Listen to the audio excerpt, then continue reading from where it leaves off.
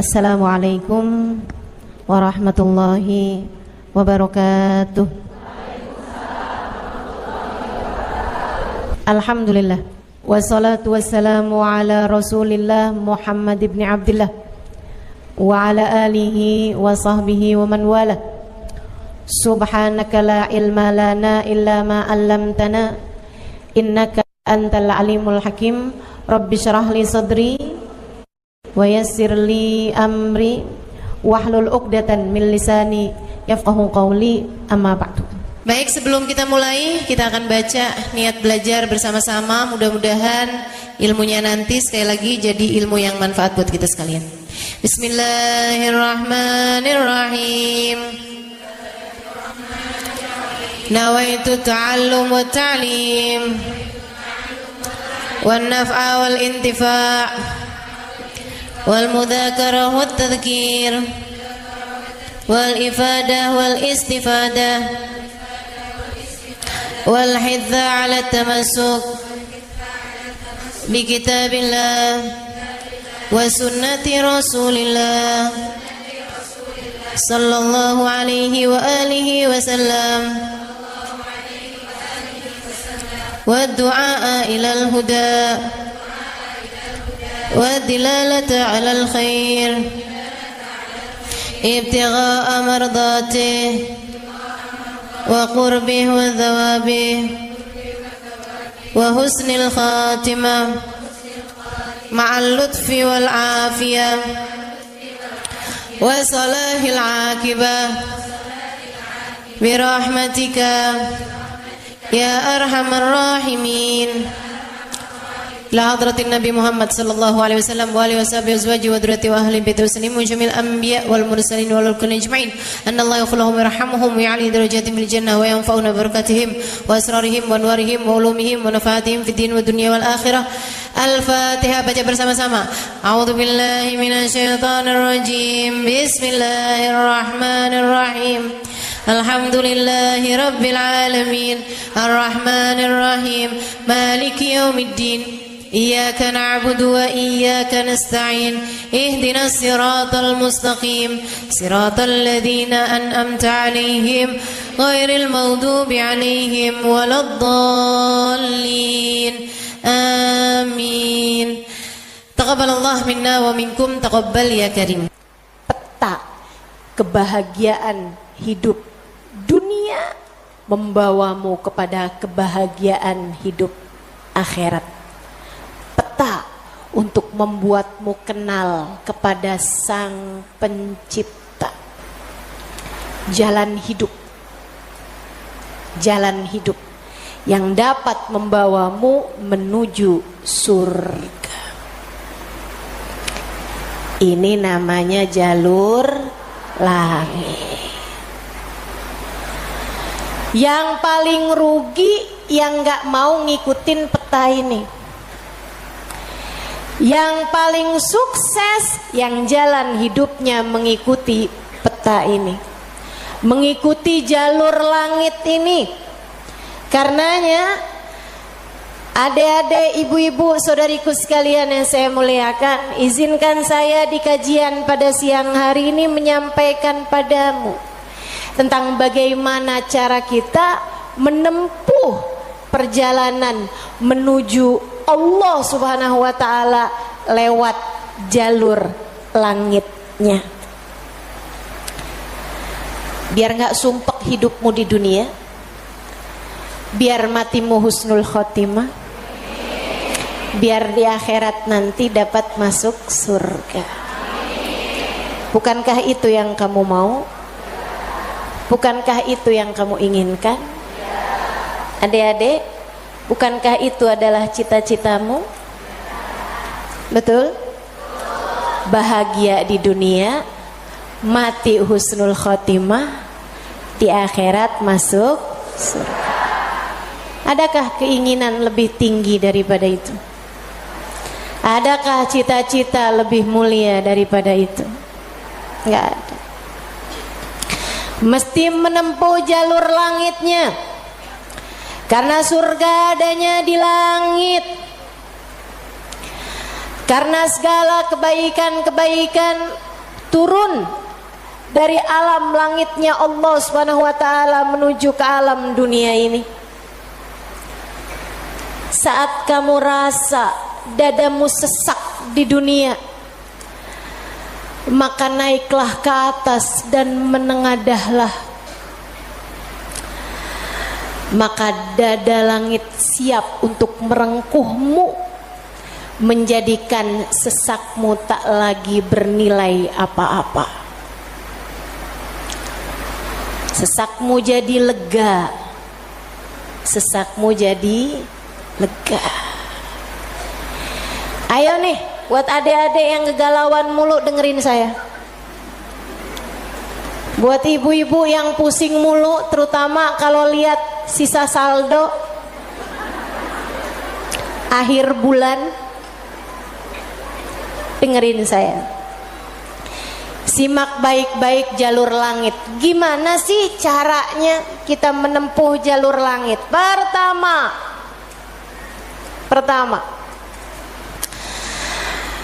apa aja jalur langit yang bisa kita tempuh? Pertama, sholat.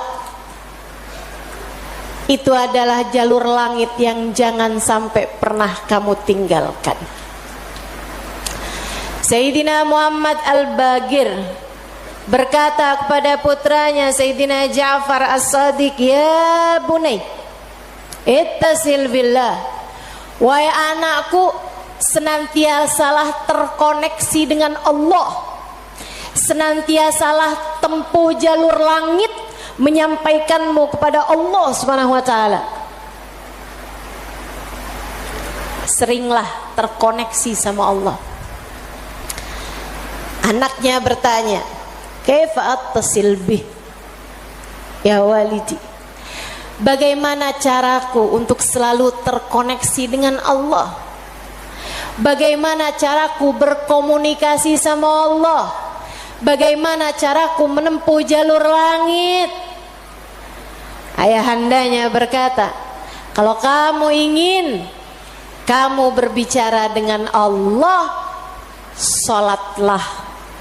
Kalau kamu ingin Allah berbicara kepadamu, bacalah Al-Quran. Jadi cara pertama tersambung sama Allah adalah sholat. Jangan tinggal sholat. Jangan tinggal sholat meski siapapun yang mengatakannya. Misalnya ada orang gelarnya apa kek, profesor, doktor, belakang namanya juga ada banyak. Ada banyak gelar-gelar SAG, sarjana alam gaib. Misalnya gitu. Tapi sebenarnya apa SAG itu ya? Sarjana agama. Oh, maafkan saya ya. Saudaraku sekalian yang saya muliakan, sepanjang apapun gelar yang dimiliki seseorang, kalau dia sampai mengatakan misalnya sholat itu sudah tidak relevan lagi di zaman sekarang. Agama ini semakin maju. Karenanya makna sholat bukan seperti yang disampaikan para ulama. Misalnya dia ngomong begitu, sholat itu tujuannya mengingat Allah, aqimis sholata lidzikri. Kamu kalau udah bisa ingat Allah nggak pakai sholat, ya itu udah cukup sebagai sholat. Nah nih, hati-hati ucapan-ucapan yang tidak bertanggung jawab semacam ini.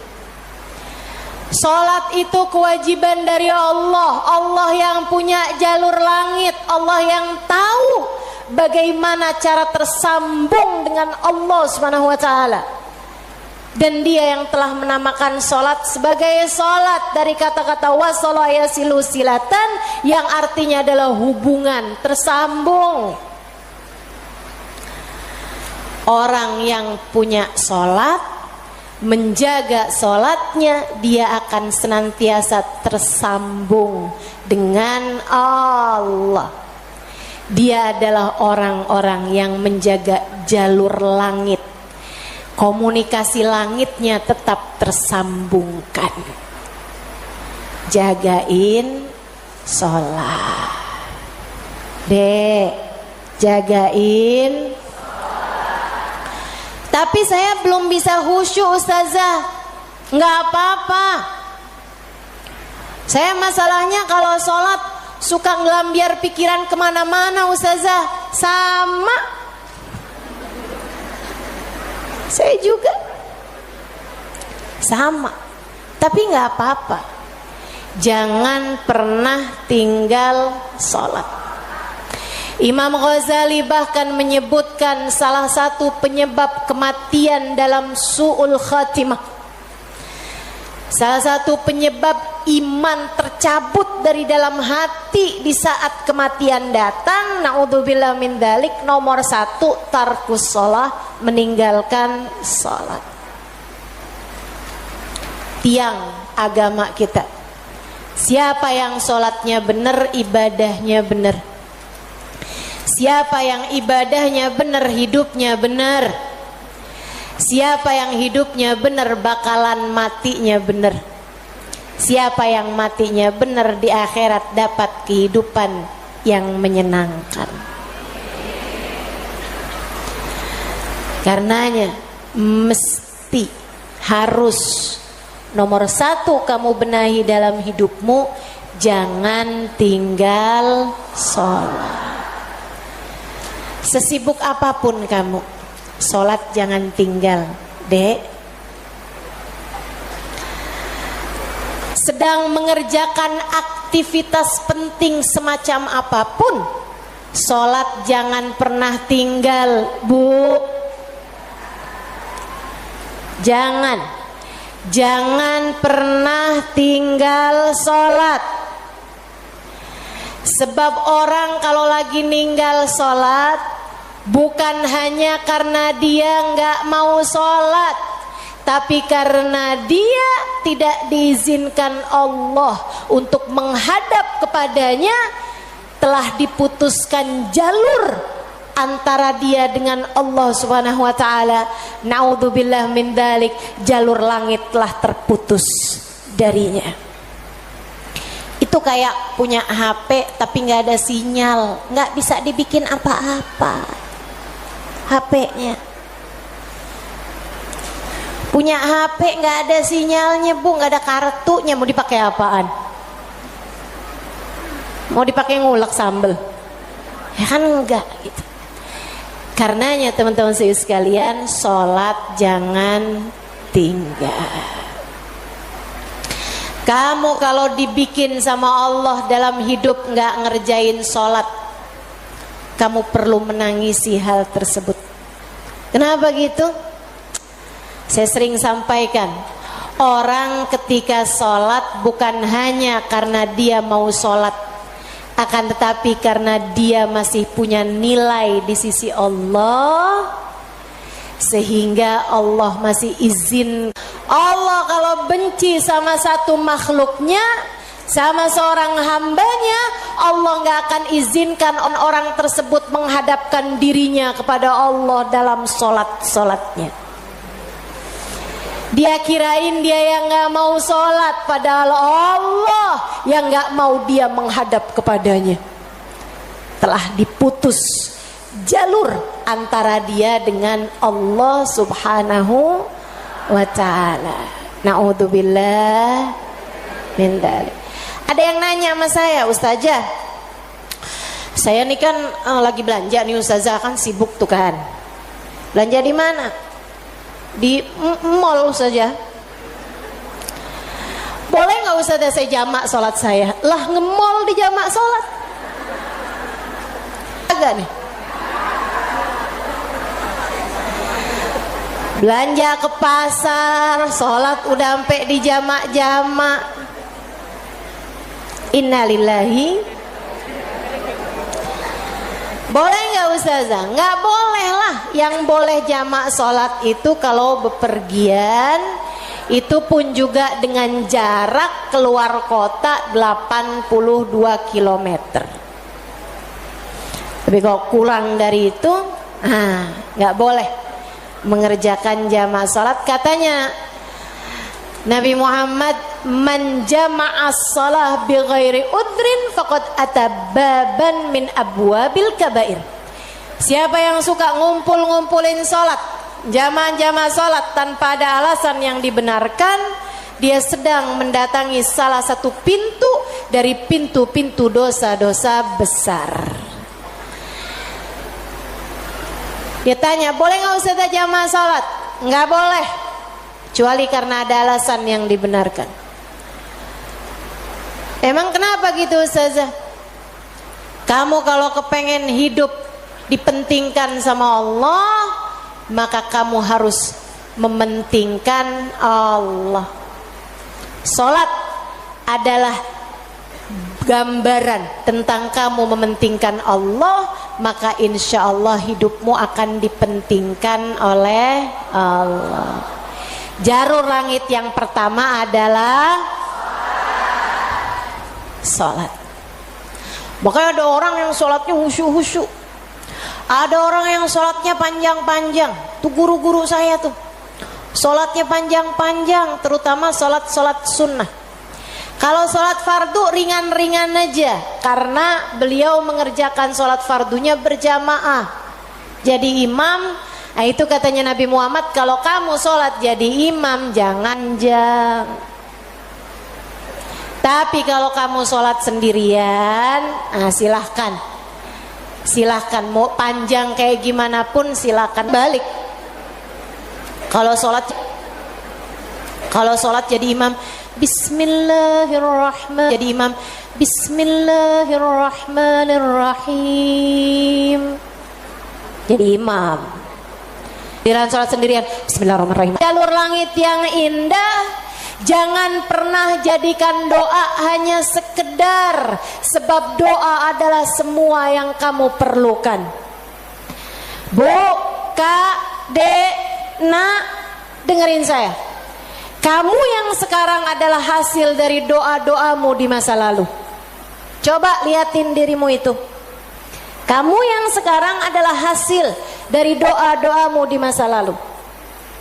Orang-orang besar yang kamu lihat sekarang ini adalah hasil dari doa-doanya di masa-masa lalu. Oh, kamu lihat, orang itu pinter banget ya. Adalah karena di masa dulunya, di masa kecilnya, di masa remajanya, ia selalu mengangkat tangan untuk minta dari Allah Subhanahu wa taala, Rabbi zidni ilman nafi'a. Ya Allah, tambahkanlah untukku ilmu yang bermanfaat. Ya Allah, ajarkanlah kepadaku ilmu-Mu. Ia selalu minta kepada Allah Subhanahu wa taala ilmu, sehingga Allah pun memberi kepadanya ilmu. Siapapun yang kamu kenal, orang-orang hebat-hebat yang ada di sekitarmu, itu adalah hasil dari doa-doanya di masa-masa lalu. Tinggal kamu lihat dirimu itu. Kamu pengen jadi kayak gimana? Tempuhlah jalur langit dengan perbanyaklah berdoa. Dan itu bukan hanya urusan dunia, urusan akhirat lebih jelas lagi. Sampai saya pernah dengar satu cerita, ada dua orang, ibadahnya di dunia sama, ibaratnya nilai rapotnya nih sama persis. Nilai rapotnya sama persis waktu hidup di dunia. Dua-duanya sama-sama soleh, dua-duanya. Akan tapi yang satu dimasukkan ke dalam surga, kan ke surga Firdausul A'la yang paling tinggi. Yang dinaikkan di surga yang bawahnya, dia protes, ya Rob, dia nilainya sama loh sama saya. Kenapa kok dia dikasih surga yang paling atas sementara saya di surga yang bawahnya? Walaupun surga tuh biar kata di emperan enak, tapi ya masa kamu mau minta surga yang emperan? Sehingga sekalian, hadir majelis aja di emperan gak enak, apalagi di surga. Dia tanya sama Allah, ya Allah, kenapa kami berdua nilainya sama tapi dia dinaikkan di surga Firdaus yang paling tinggi sementara saya. Itu sebabnya Nabi Muhammad mengatakan, idza sa'altumul jannah fas'alu al-firdausal a'la. Kalau kalian lagi minta surga, jangan tanggung-tanggung, mintalah surga Firdaus yang paling tinggi. Gitu. Doa deh, doa. Jangan ditinggal. Doa. Doa. Perlu banget. Kamu harus sering-sering doa. Ustadzah, doa yang paling bagus apa? Lah doa itu urusan minta kok. Maka mintalah sesuai dengan apa yang kamu mau. Saya punya cerita indah yang diceritakan oleh salah satu guru saya beberapa bulan yang lalu ketika kedatangan beliau ke Indonesia. Namanya Hubabah Syarifah binti Habib Muhammad bin Abdul Haddar. Beliau datang dari Sewun, Hadramaut, Yaman. Saya menjadi penterjemah beliau kala itu, jadi saya ingat betul kisahnya. Salah satu dari kisah yang beliau ceritakan, kata beliau, ada seorang ibu-ibu datang kepada ayahanda saya. Ayahandanya seorang ulama terkemuka, namanya Habib Muhammad bin Abdullah Al-Haddar, guru dari guru saya, guru dari guru-guru saya, sekaligus ayah dari guru-guru saya. Ayahandanya Hubabah Syarifah, ayahandanya Hubabah Nur, ayahanda Hubabah Maryam. Habib Muhammad bin Abdullah Al-Haddar, pemilik Ribat Bayda di kota Bayda, Yaman sana itu. Sehingga sekalian, beliau seorang pendakwah, seorang yang mustajabud dakwah, yang doanya mustajab. Satu waktu ada seorang ibu datang dalam keadaan menangis terisak-isak kepada ayahandanya di saat Hubabah Syarifah sedang ada di sisi ayahandanya. Ibu tersebut bilang, Habib, tolong doakan anak saya, Bib. Anak saya bandel sekali, Bib. Saya susah banget. Ajakin dia sholat susah, ajakin dia kerjain kebaikan susah. Anaknya bandel, nggak mau denger apa kata saya. Tolong saya, Bib, doakan anak saya, apa yang harus saya lakukan. Beliau kemudian berkata, Bu, ibu kepengen anak ibu jadi anak yang soleh. Iya, Bib, pengen banget Bib. Ibu, doa seorang ibu untuk anaknya setara doa Nabi bagi umatnya. Maka doamu untuk anakmu lebih mustajab daripada doa siapapun untuk anakmu. Saya bisa bantu kamu buat doa, mintakan kepada Allah Subhanahu wa taala, akan tetapi doamu tentu lebih mustajab daripada doa saya untuk anakmu. Ibu dengerin, Bu. Jadi gimana saya, Bib? Ibu bangun di waktu malam, ibu tahajud beberapa rakaat, kemudian seperti kamu menangis di hadapan saya untuk minta anakmu didoakan oleh saya, menangis pulalah di hadapan Allah. Sampaikan kepada Allah apa yang kamu sampaikan kepadaku, atau apa yang ingin agar saya sampaikan kepada Allah tentang anakmu, sampaikan pula itu kepada Allah Subhanahu wa taala. Baik, Bib. Pulang, dikerjain. Nah, itu perempuan kalau solehah gitu tuh, kalau dengar kebaikan, sami'na, saya dengar, kemudian saya patuhi. Ini yang dengar di sini juga insya Allah seperti itu. Apa yang didapat pada hari ini semoga dapat diamalkan. Yang pertama tadi, jangan tinggal. Yang kedua tadi barusan ini perbanyak jalur langit.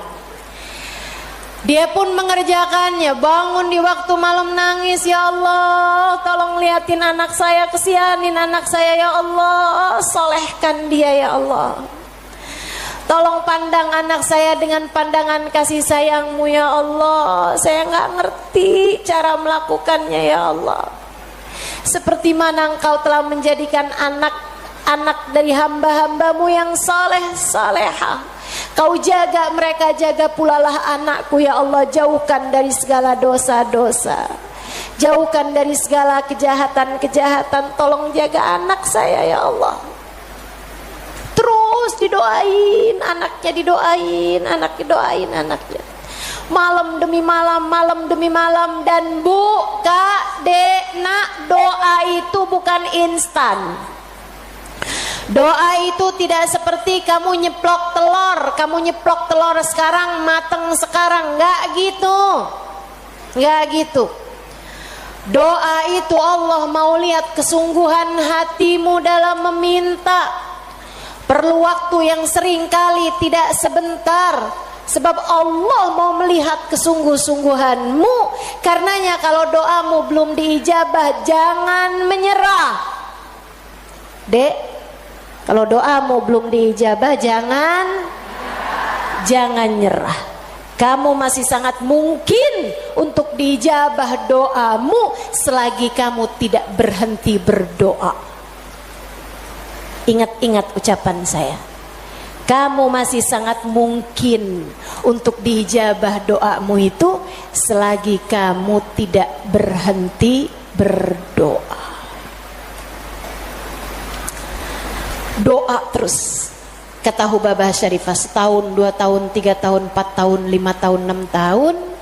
Kemudian anak yang dulu pernah membuat ibunya menangis karena kenakalan anak tersebut, karena ketidaksolehan anak tersebut, sekarang telah menjadi seorang anak yang dapat membuat ibunya tersenyum bangga. Di usia-usia hampir 20-an tahun, anak tersebut menjadi anak paling soleh di kampungnya. Hafal Al-Quran 30 juz dengan 7 bacaannya, qiraatus sab'ah. Anak yang jauh dari kenakalan-kenakalan remaja, anak yang dekat dengan para ulama, anak yang mengetahui banyak ilmu agama, anak yang menjadi sangat soleh, idaman semua para orang-orang tua. Jangan nyerah, jangan nyerah. Jika kehidupan membuatmu tersungkur, itu adalah waktumu untuk membenamkan dirimu dalam sujud-sujud panjang kepasrahan. Kemudian kamu langitkan doa hingga Allah mengijabah doa-doamu itu. Saya ulangi, jika badai kehidupan membuatmu jatuh tersungkur, itu adalah saat yang tepat untukmu membenamkan wajahmu dalam sujud-sujud kepasrahan. Kemudian kamu langitkan doa-doamu, berbisik di bumi, namun suaramu didengar hingga ke arsy. Saat itulah Allah akan mengijabah doamu itu. Jangan pernah berhenti berdoa. Jangan remehkan doa. Jangan remehkan doa. Saya, Dek, pernah muda juga kayak kamu. Ya masa lahir langsung gede gini. Sewaktu saya remaja, masuk umur 12 tahun, 13 tahun, sebelum balik bahkan saya udah berada di pondok pesantren. Jadi saya itu nggak pernah ngalamin masa belum berjilbab. sebelum balik. Maksudnya ketika balik tuh saya udah mulai berjilbab. Alhamdulillah, nikmat dari Allah Subhanahu wa taala. Adik-adik saya sekalian, saat saya kecil, saya ada di pondok-pondok pesantren, saya mulai kenal ustadz-ustadz, ustadzah-ustadzah, ulama-ulama yang membuat saya jatuh cinta dengan ilmu agama. Alhamdulillah, Allah kasih rasa dalam diri saya, keinginan untuk selalu belajar. Saya punya keingintahuan yang banyak terhadap urusan ilmu. Jadinya saya seneng banget belajar. Nah, di waktu kecil itu tadi, umur 12-an tahun sebagai santri, kan selain dari belajar ada kewajiban lain tuh. Nyuci baju, apalagi kalau dapat piket, bersihin kamar mandi, nyapu kamar, ngepel kamar. Itu saya sangat tersiksa sekali, sebab saya ini adalah pemalas.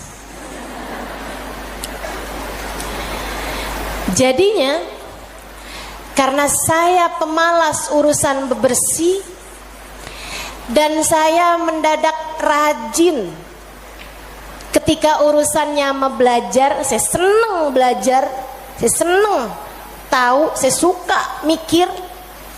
Saya tuh kalau lagi baca kitab gitu seneng banget. Saya kalau lagi belajar gitu seneng banget.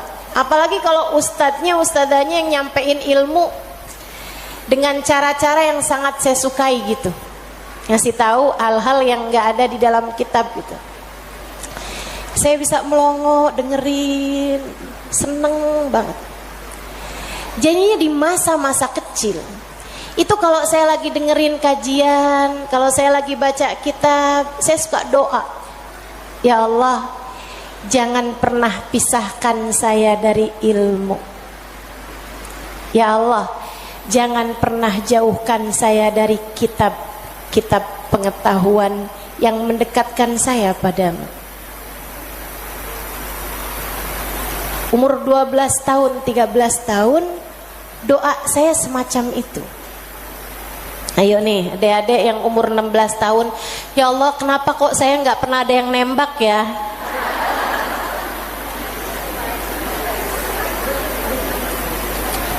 Kata Allah, ya karena aku sayang padamu, karena aku berkehendak untuk menjagamu gitu.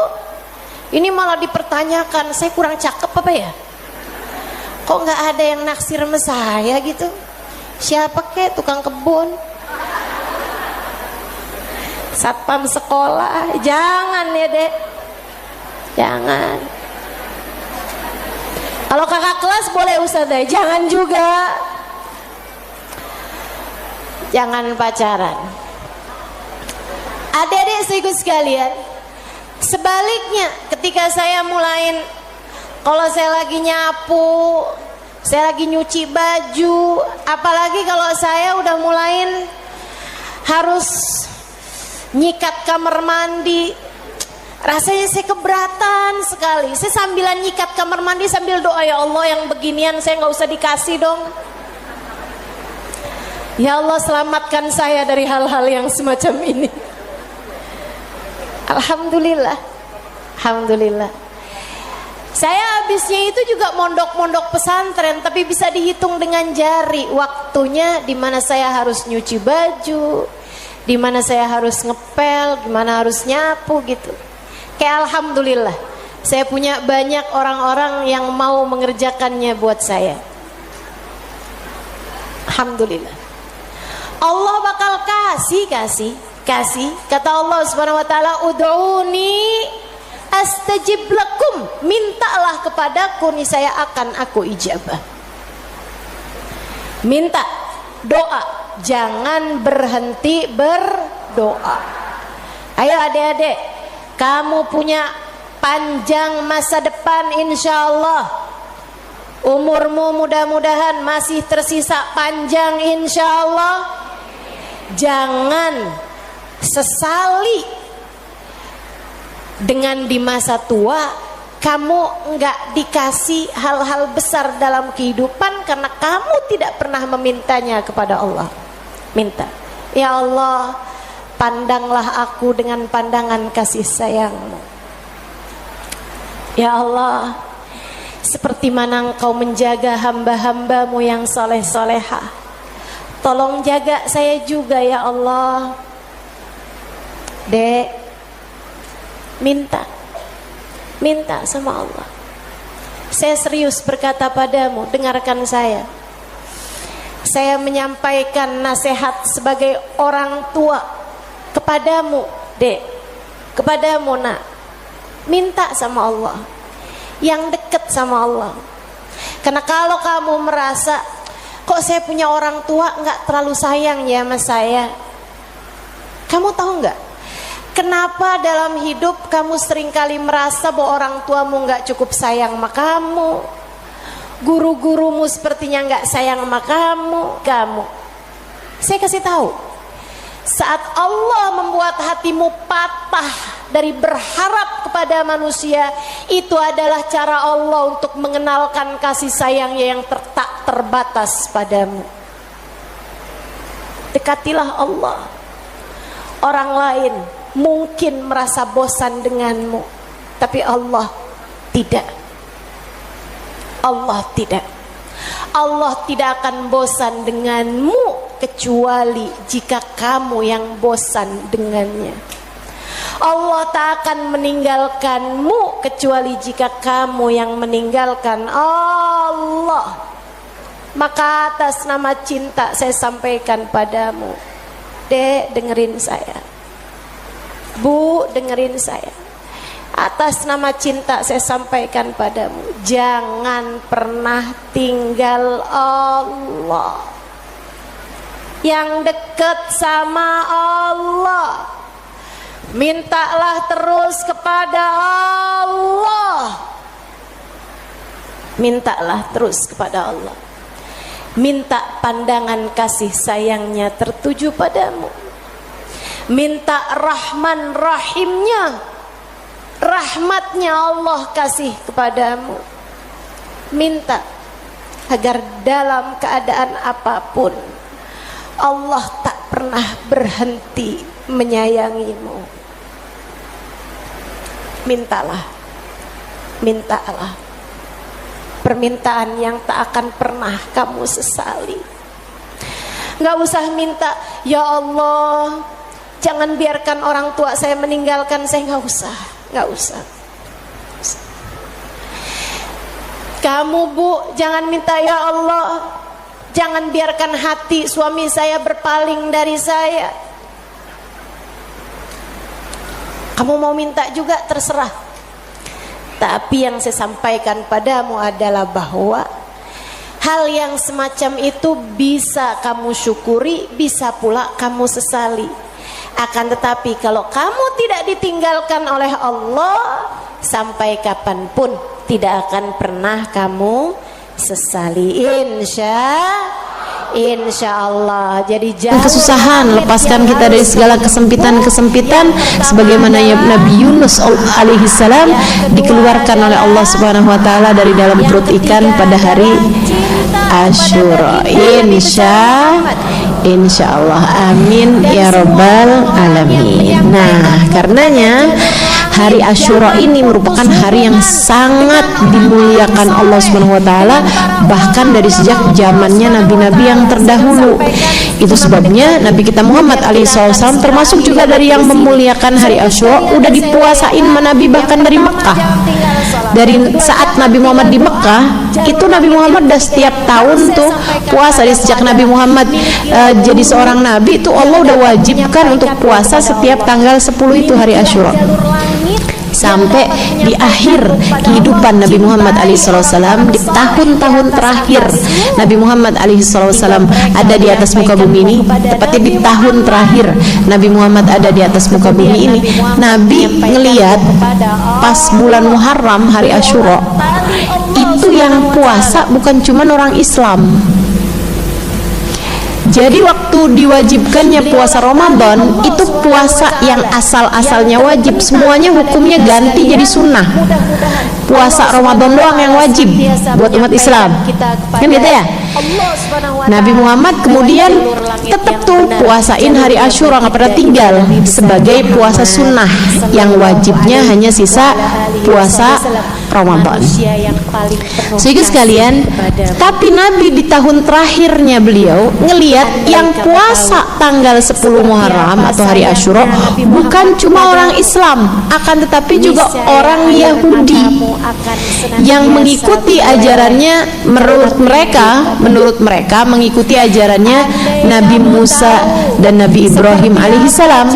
Padahal tentu saja nahnu aula, kita nih yang sebenarnya ngikutin ajarannya Nabi Ibrahim dan Nabi Musa alaihissalam.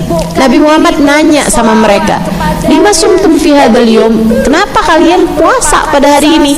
Nih hari Asyura nih, ngapain kalian puasa di sini gitu? Mereka bilang, orang Yahudi itu mengatakan bahwa inna fi mithli hadzal yaum, sungguhnya pada hari yang seperti ini, itu hari Asyura, Allah SWT menyelamatkan Nabi Allah Musa. Karenanya kami berpuasa pada hari Asyura, kami mensyukuri hari tersebut, kami pun berpuasa setiap tanggal 10 Muharram. Teman-teman sekalian, Nabi begitu pulang dari sana, Nabi nggak seneng. Nabi itu kayak nggak seneng kalau ibadah kita itu sama ibadahnya orang yang selain kita gitu. Ibadahnya orang Yahudi kayak orang Nasrani atau orang Majusi atau orang apapun, Nabi nggak suka kalau ibadah kita sama persis sama mereka. Jadi Nabi Muhammad bilang, lau adraktus sanatil atiyah lasumtu ma'al asyura at-tasua. Kalau umur saya nyampe mau tahun depan, kalau umur saya nyampe tahun depan, kata Nabi Muhammad, saya akan puasa nggak cuma tanggal 10 tapi tanggal 9-nya juga. Ustazah, Nabi ngomong kayak gitu, emang Nabi nggak tahu umur beliau nggak bakalan nyampe? Tahu. Karenanya Nabi Muhammad pakai kata-katanya bukan ida, nggak pakai kata-kata ida apabila datang tahun depan, bahkan nggak pakai kata-kata in. Nih nggak ngerti nih ya. Oke, akan saya terangkan habis ini. Ya, Nabi Muhammad nggak pakai kata-kata in, yang artinya juga jika. Ida artinya juga jika, in juga artinya jika. Idza waqa'atil waqi'ah, jika terjadi hari kiamat. Kan gitu ya. Ida itu juga artinya juga jika, in juga artinya jika, lau juga artinya jika. Nabi Muhammad pakai kata-kata lau. Jika datang tahun depan, jika umurku sampai tahun depan, tapi Nabi pakai kata-katanya lau. Ini saya kasih tahu. Ida itu untuk jika atau untuk sesuatu yang akan terjadi di masa yang akan datang, yang kemungkinan terjadinya pasti atau sangat dekat dengan pasti. Pakai kata-katanya adalah ida. Makanya Allah SWT bilang idza waqa'atil waqi'ah, jika terjadi hari kiamat. Karena terjadinya kiamat adalah pasti. Idza jaa ajalukum, apabila datang kematian kepada kalian. Gitu ya. Itu pakai kata-katanya adalah ida, untuk sesuatu hal yang pasti. So itu sekalian saya muliakan. Nah, kalau sesuatunya itu enggak pasti tapi bisa iya bisa enggak, kemungkinannya kayak ya 50 50, 60 40 kayak gitu. Kayak misalnya jika nanti malam hujan, itu kemungkinan terjadinya hujan sama kemungkinan terjadinya enggak hujan kan mirip-mirip aja ya. Betul nggak? Itu pakai kata-katanya nggak bisa ida, akan tetapi pakai in.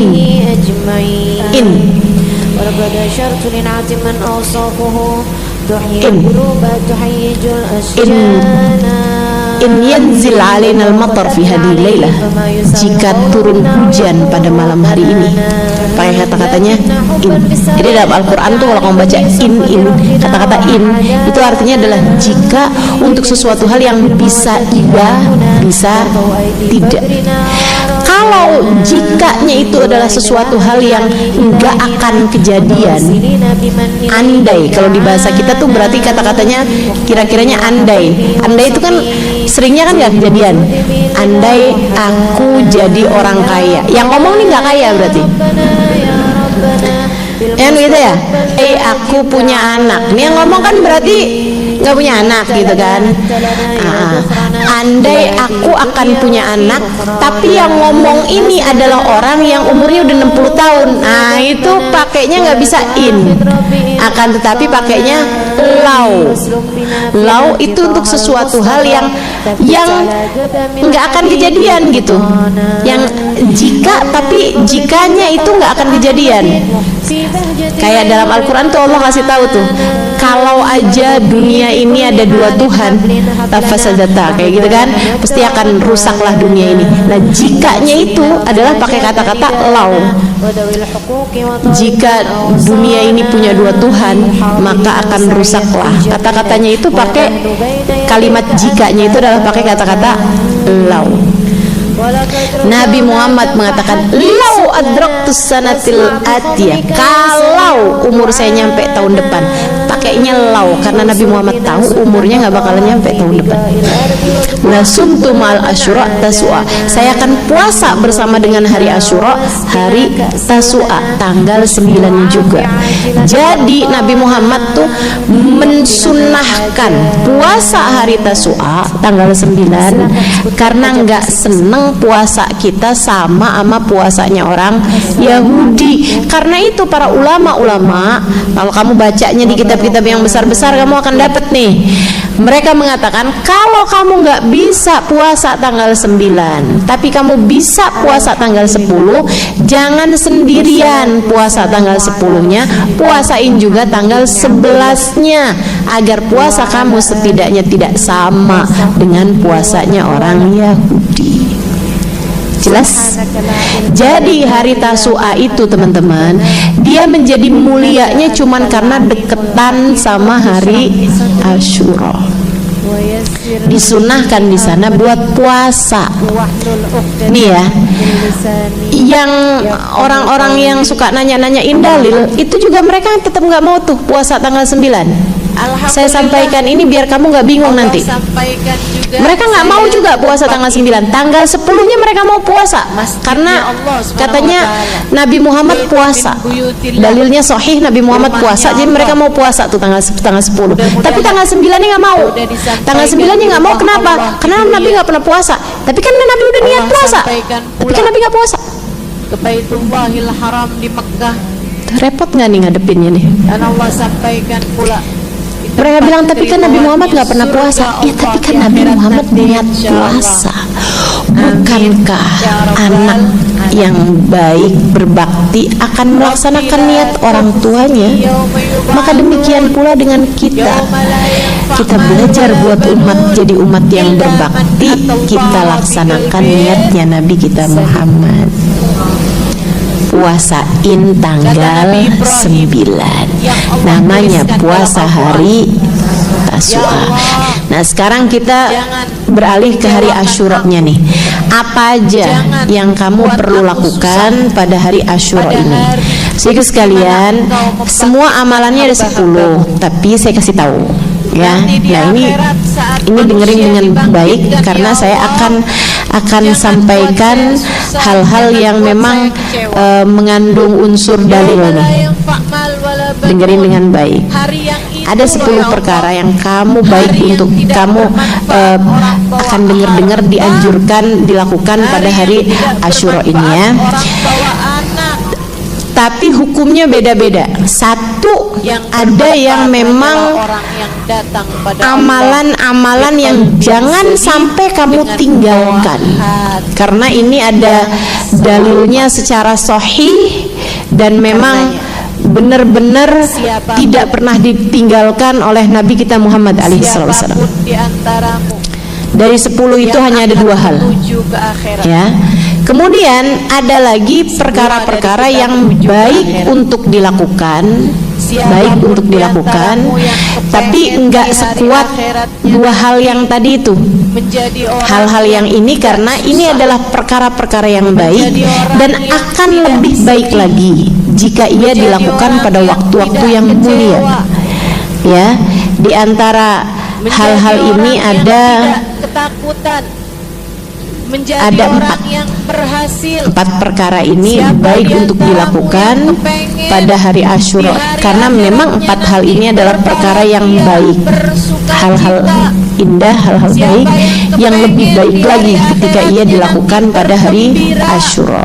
Kemudian ada tiga halnya, yang tiga halnya ini teman-teman saudara sekalian itu kamu mau kerjain boleh-boleh aja, kamu kerjain juga ya, kalau kamu mau tinggalin yang tiga ini nggak apa-apa gitu, karena memang tidak ditemukan ada hadis menyatakan tiga hal ini, dan tiga hal ini juga bukan perkara kebaikan yang secara langsung memang baik gitu. Akan kita bahas ya. Udah mulai mikir ruwet-ruwetnya. Oke. Dengerin nanti kamu akan paham. Dua hal yang jangan sampai kamu tinggalkan. Pokoknya ini hampir-hampir kayak deket wajib lah gitu. Tentu nggak wajib, tapi pokoknya dari semua hal-hal baik ini, dua hal ini jangan sampai kamu tinggalkan. Ya, yang dua hal ini, yang pertama adalah puasa. Seperti yang tadi telah saya sampaikan, inna shaum yom Asyura yukaffir dzunub sanah. Kata Nabi Muhammad, sungguhnya puasa hari Asyura menghapus dosa 1 tahun. Ini hadis ini menunjukkan bahwa hari Arafah lebih mulia daripada hari Asyura, meskipun hari Asyura adalah hari kedua termulia untuk puasa. Sehingga para ulama menyatakan bahwa istri tidak boleh puasa sunnah kecuali dengan izin suami, kecuali pada 2 hari ini. 2 hari ini boleh seorang istri berpuasa tanpa izin suaminya sekalipun, karena suaminya juga mestinya puasa. 2 hari itu adalah satu Arafah, satunya lagi Asyura. Bukan tasu'anya ya, Asyuranya aja yang tanggal 10 Muharram. Nah itu puasanya pokoknya jangan tinggalin. Seperti yang tadi saya sampaikan, puasanya bahkan diwajibkan sebelum diwajibkannya puasa hari bulan Ramadan. Yang sesudah kewajiban puasa Ramadan, puasa-puasa yang lain menjadi berhukum sunnah. Kemudian yang kedua, yang memang juga ada dalilnya teman-teman, ada hadisnya sahih, man wassa ala iyalihi yawma Asyura wassa'allahu rizqah. Siapa yang meluaskan nafkah belanja keluarganya pada hari Asyura, maka Allah akan meluaskan rezekinya. Kamu biasa ngasih uang jajan anak-anakmu, tambahin. Kamu biasa dapat jajan dari suamimu, minta tambahin. Sakit apanya Ustaz? Hari Asyura. Bilangin kalau kamu pengen nggak rezekinya sepanjang tahun gampang. Saya baru habis dapat nih ilmunya dari Ustazah Halimah. Ada hadisnya. Wah, hadis yang lain nggak hafal, hadis yang ini dia hafal. Man wassa ala iyalihi yawma Asyura wassa'allahu rizqah.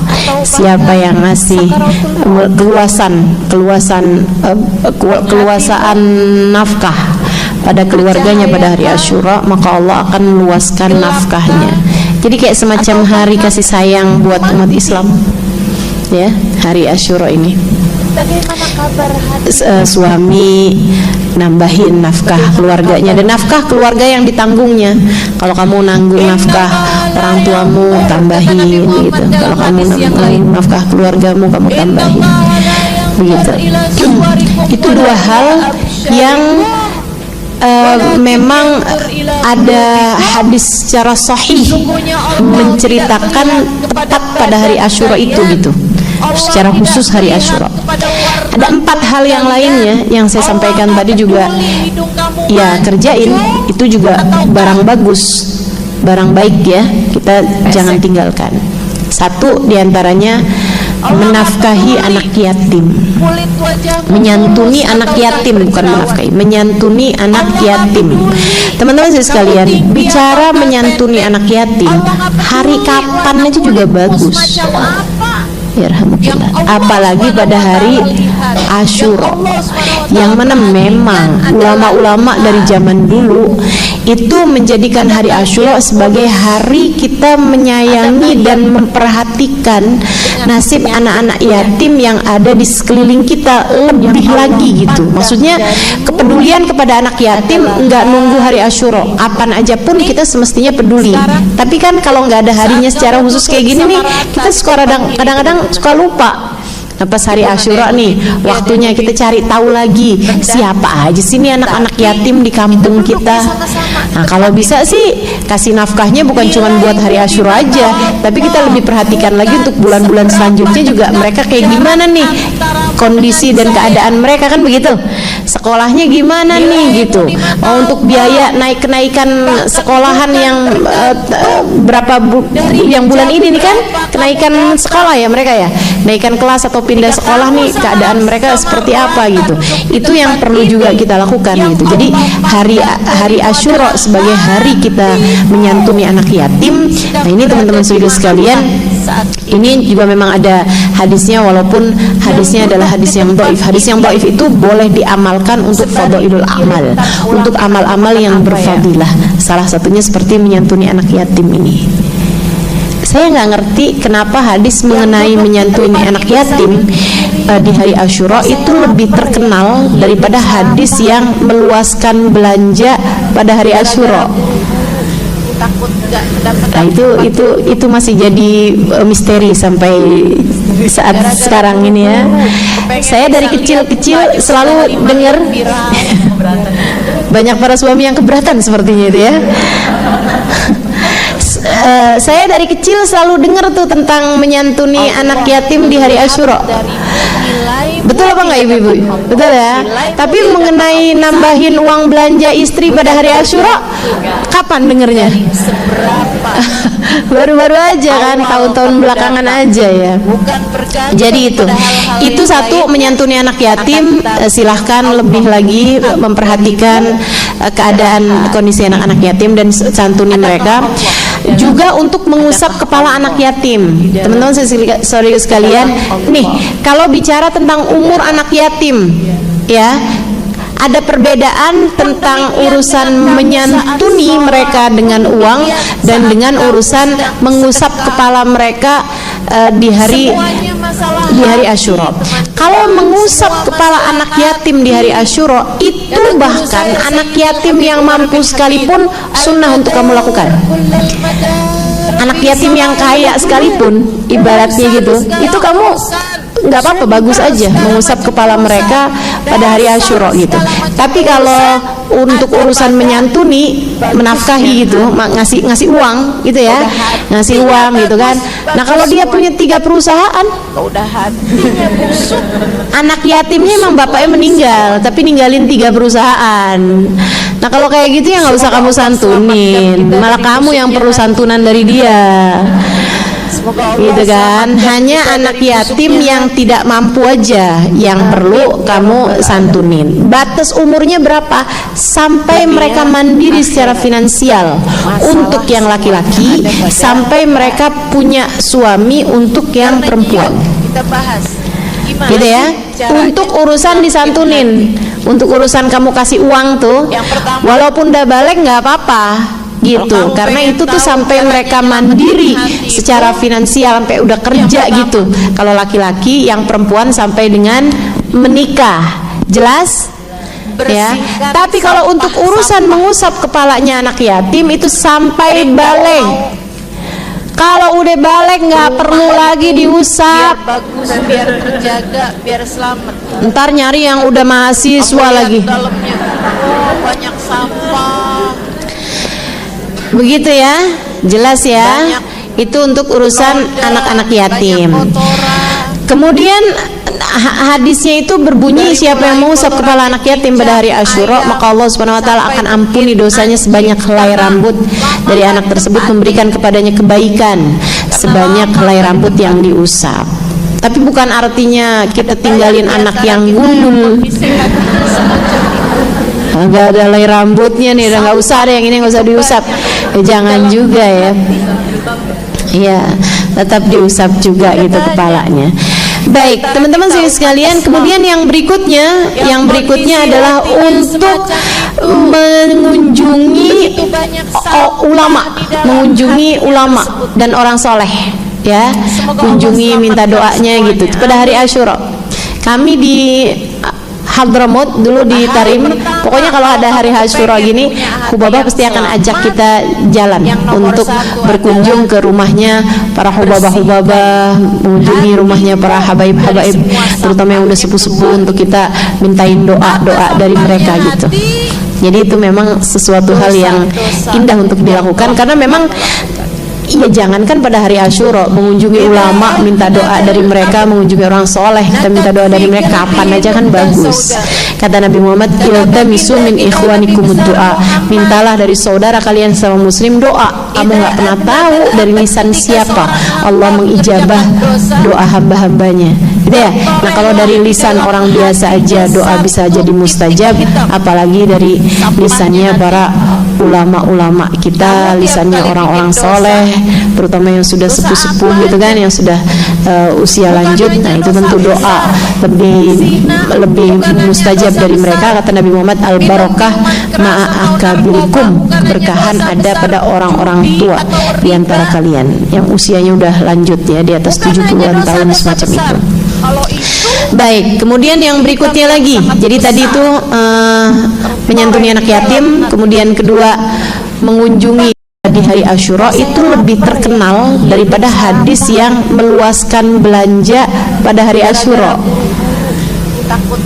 Nah itu masih jadi misteri sampai saat sekarang ini ya. Saya dari kecil-kecil selalu dengar banyak para suami yang keberatan sepertinya itu ya. Saya dari kecil selalu dengar tuh tentang menyantuni anak yatim di hari Asyura. Betul apa enggak ibu-ibu? Betul ya. Tapi mengenai nambahin uang belanja istri pada hari Asyura, kapan dengernya? Baru-baru aja kan, tahun-tahun belakangan aja ya. Jadi itu satu, menyantuni anak yatim. Silahkan lebih lagi memperhatikan keadaan kondisi anak-anak yatim dan santuni mereka. Juga untuk mengusap kepala anak yatim. Teman-teman sekalian, nih kalau bicara tentang umur anak yatim, ya ada perbedaan tentang urusan menyantuni mereka dengan uang dan dengan urusan mengusap kepala mereka di hari Asyura.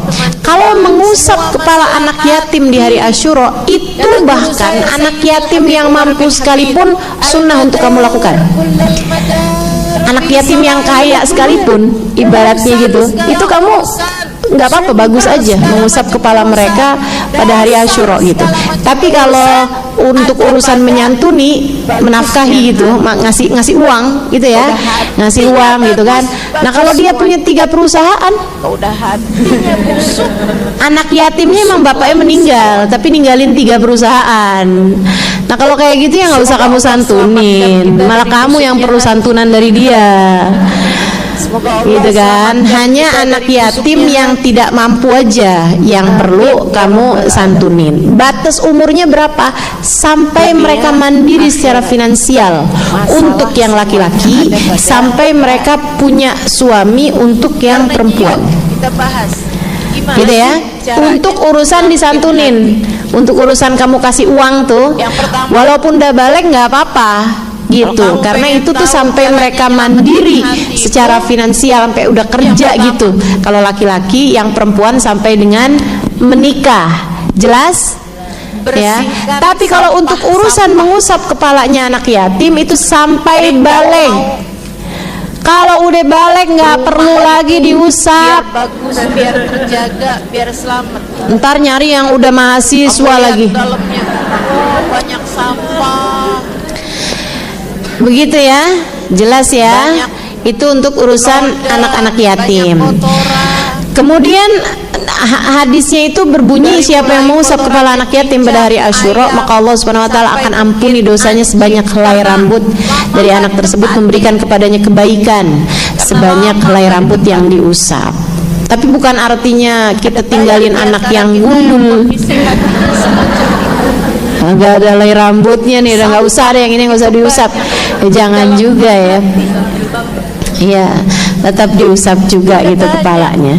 Baik, teman-teman sekalian, kemudian yang berikutnya adalah untuk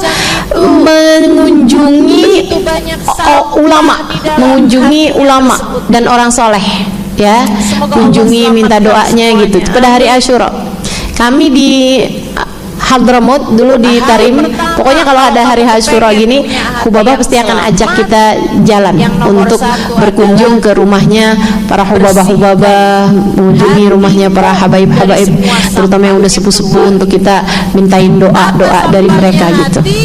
Jadi itu memang sesuatu hal yang indah untuk dilakukan, karena memang ya jangankan pada hari Asyura, mengunjungi ulama, minta doa dari mereka, mengunjungi orang soleh, kita minta doa dari mereka kapan aja kan bagus. Kata Nabi Muhammad, iltamisu min ikhwanikumud doa, mintalah dari saudara kalian sama muslim doa. Kamu nggak pernah tahu dari lisan siapa Allah mengijabah doa hamba-hambanya, gitu ya.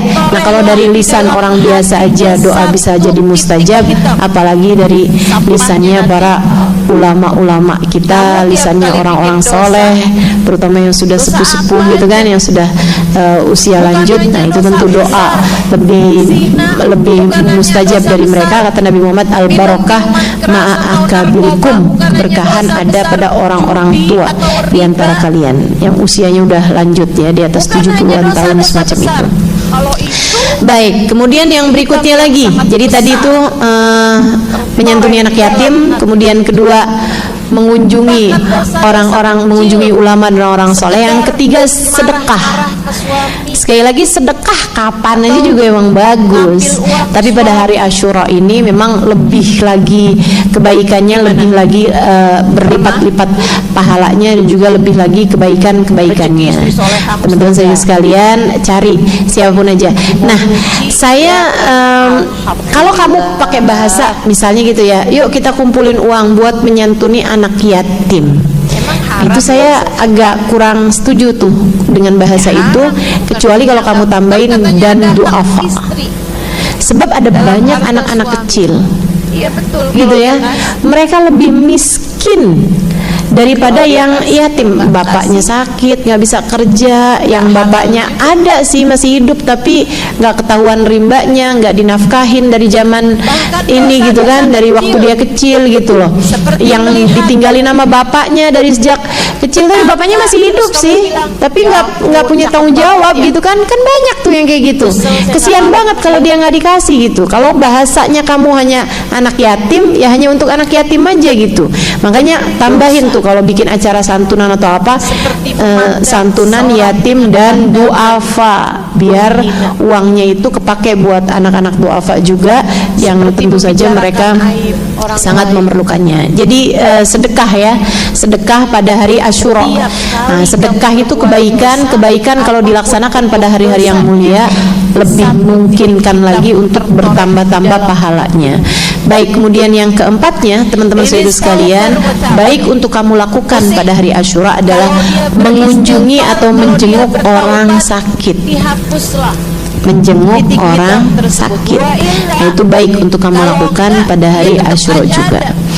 Ya jangan sakitnya dari kapan tahu, kamu tungguin hari Asyura nggak jengukin, enggak. Tapi kalau misalnya dalam hari-hari ini ada orang sakit gitu kan, yang kamu memang mau jengukin, sangat tepat lagi kalau kamu tepatkan pada hari Asyura, karena doa dari mereka juga mustajab, dan juga kamu mendoakan mereka juga pada hari Asyura itu juga lebih mungkin untuk mustajab, karena memang pada hari itu Allah SWT banyak memberikan kesembuhan-kesembuhan, sebagaimana Nabi Ayub dulu telah diberikan kesembuhan.